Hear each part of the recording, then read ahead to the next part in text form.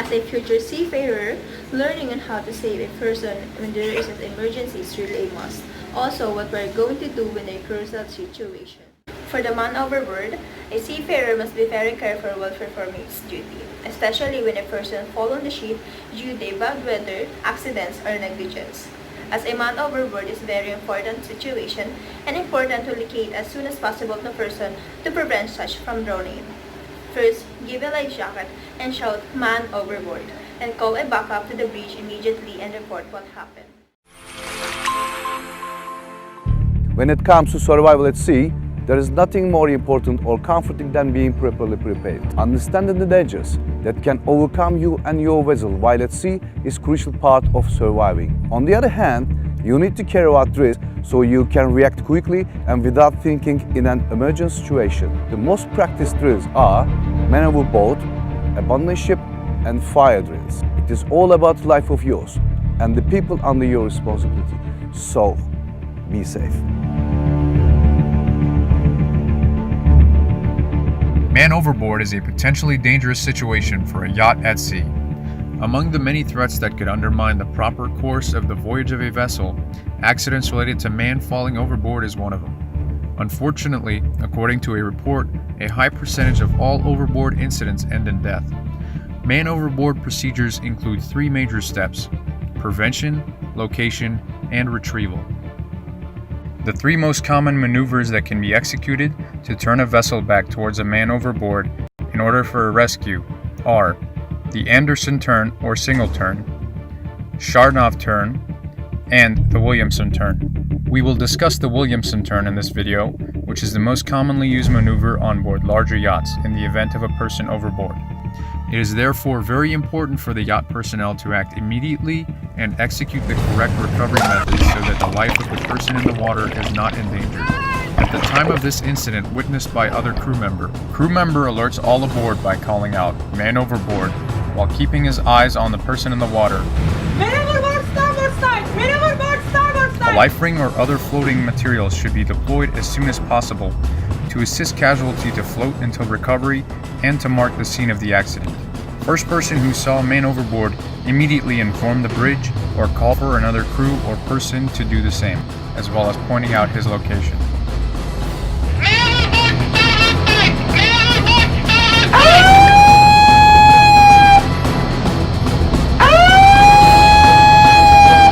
The skipper immediately checks his course so that he can steer a reciprocal course back to the person in the water.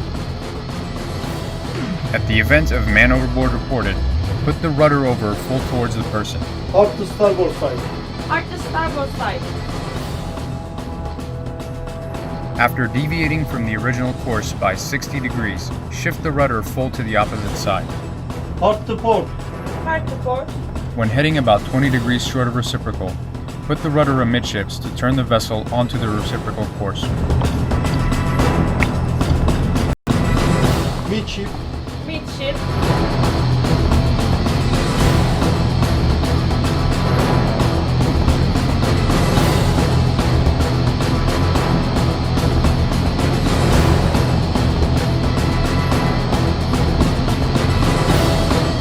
Steady. Steady. If dealing with a man overboard, always bring the vessel until the vessel comes to a stop with the victim on the lee side of the boat. Stop the vessel in the water with the person well forward of the propellers. Start recovery procedure as per prevailing conditions. Every vessel must be able to carry out man overboard rescue methods efficiently. When someone falls overboard, it is invariably unexpected and under difficult conditions. At such moments, there is no time to think. Decisive action is of primary importance when a person falls overboard. One begins to act automatically, and these actions are based entirely on the knowledge and training gained previous to the accident. Ship's crew cannot cope with such a situation unless they are fully prepared for this. It is therefore vital that drills are conducted frequently on board a vessel. For the general emergency, this kind of emergency is also needed an assistant as soon as possible, as we are assigned to assist all the passengers on board and make sure that they are safe and secured and ready to all circumstances. Giving life jackets is also part of this and sending them to the master station. For the abandon the ship. Abandon the ship is a very crucial moment because this means that all of the crew members and passengers needs to be evacuated from the ship and taken to the safer place.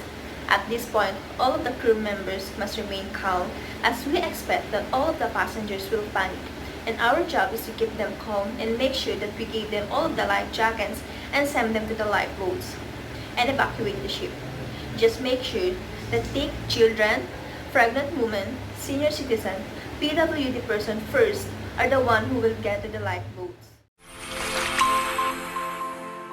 When it comes to survival at sea, there is nothing more important or comforting than being properly prepared. Understanding the dangers that can overcome you and your vessel while at sea is a crucial part of surviving. On the other hand, you need to carry out drills so you can react quickly and without thinking in an emergency situation. The most practiced drills are maneuver boat, abandon ship, and fire drills. It is all about the life of yours and the people under your responsibility.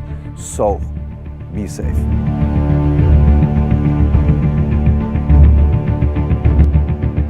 SOLAS regulation requires that every crew member shall participate in at least one abandoned ship drill and one fire drill every month. It is widely known. However, there are certain variations on the launching and operating frequencies depending on the type of yacht's equipment. Our idea is to bring some extra light on the subject of abandoned ship drills. It is the very first question to ask, after asking, why do they have to be carried out? The answer is easy. Because abandoned ship is not something that happens to a crew on a daily basis. Nevertheless, in the open sea, there is no emergency service to come and save our lives. So, the crew has to know what to do and how to do it, and to communicate efficiently and work as a team in case of an emergency. What shall the abandoned ship drill actually include? Summoning of passengers and crew to their muster stations, with the alarm ensuring that they are made aware of the order to abandon ship. Attention all. This is abandoned yacht drill. All crew and guests go to master station. I repeat, all crew and guests go to master station. Over.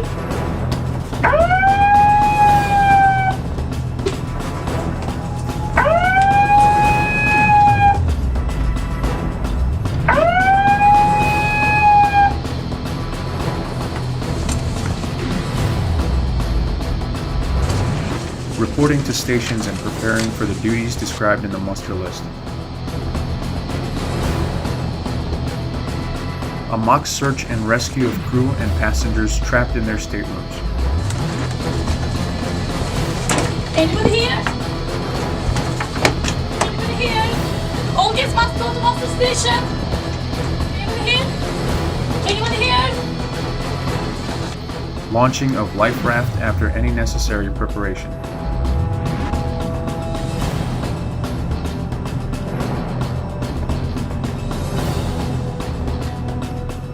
Instruction in the use of radio life-saving appliances, SART and EPIRB.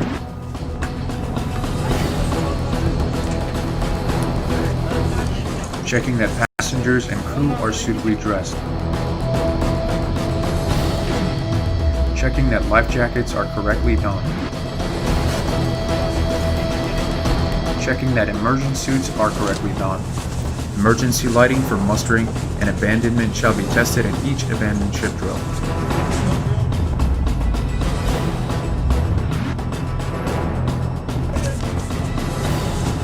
To evaluate the safety precautions and topics for overall operation of disembarking of yacht and embarking of the life raft. Each survival craft should be stowed in a state of continuous readiness so that 2 crew members can carry out preparations for embarking and launching in less than 5 minutes. Remember, a drill can be paused so that any difficult elements can be explained. The crew's experience is important in determining how quickly a drill or certain elements of a drill can be carried out. It is important that drills are carried out in a safe manner, and therefore, any elements that may involve unnecessary risk will require special attention or should be removed from the drill.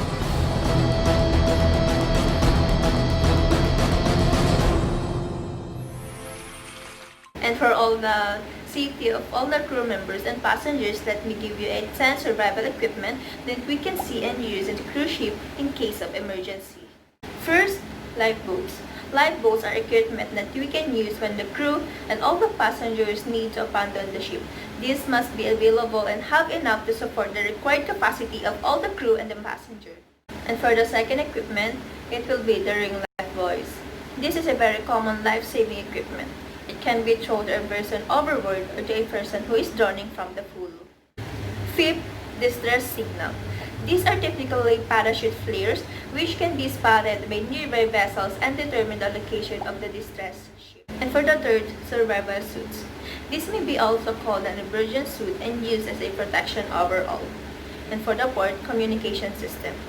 This may serve as a communication of all the crew members for them to stay updated with each other and may also ask help right away. Davit system. These are used for hosting, lifting, and storing lifeboats so that they are secured and can be easily removed when necessary. Rescue boats. Rescue boats are used to rescue a person from drowning which is near from the sea or deep in the sea. Fire alarm systems. This can be a fire detector or smoke detector that can detect a fire and manage a fire.